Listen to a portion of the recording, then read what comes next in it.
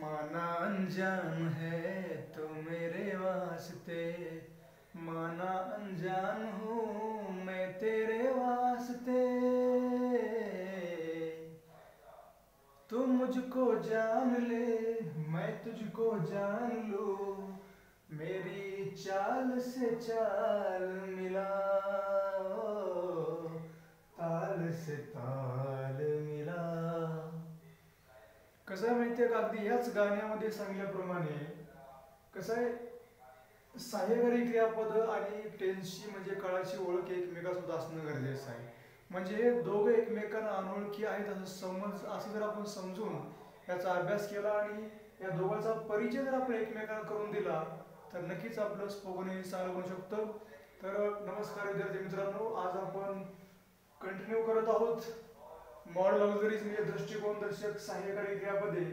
काल आपण lesson number 8 मध्ये 6 दृष्टिकोनदर्शक सहाय्यकारी क्रियापदे पाहिली. तर आज आपण पाहत आहोत 7, 8, 9, 10 आणि 11 असं आपण इथं कंटिन्यू करत आहोत.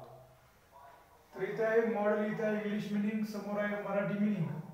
तर हाऊ टू हे आपले पहिले मॉडेल आहे, त्याचा इंग्लिश मिनिंग असतो नो कंपल्शन म्हणजे करावे लागते. दुसरे मॉडेल आहे हॅज टू, नो कंपल्शन त्याचा अर्थ मराठी करावे लागते. नंबर 9 हॅड टू कंपल्शन म्हणजे करावे लागले.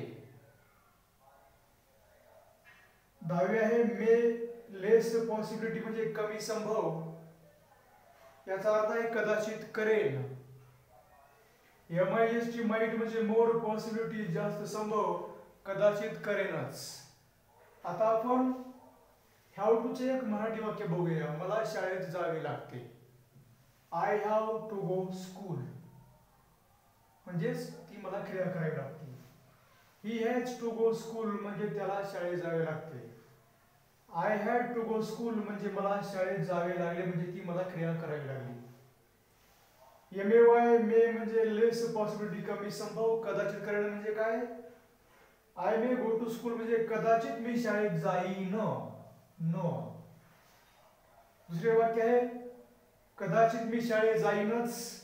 I might go to school म्हणजे कदाचित मी शाळेत जाईनच म्हणजे ती क्रिया करेनच. तुम्ही फक्त येथे इंग्लिश मिनिंग आणि याचा मराठी मिनिंग समजून घ्यावा आणि आपली लोकल लँग्वेज मराठी भाषा आहे किंवा आपली हिंदी असेल त्याच्यामध्ये आपण याला ट्रान्सफर करून घ्यावे. आणि जर हा तुम्हाला व्हिडिओ आवडला असेल तर कमेंट करा, शेअर करा, मित्रांनो सपोर्ट करा. धन्यवाद.